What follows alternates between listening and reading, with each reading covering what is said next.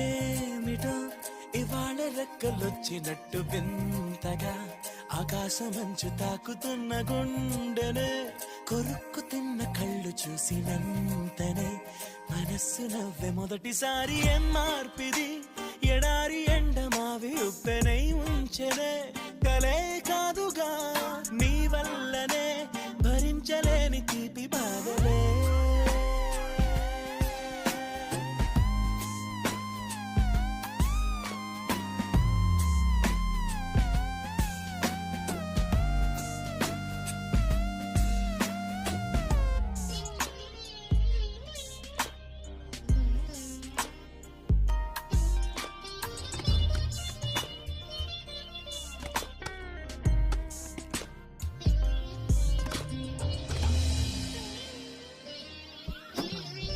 ఆగని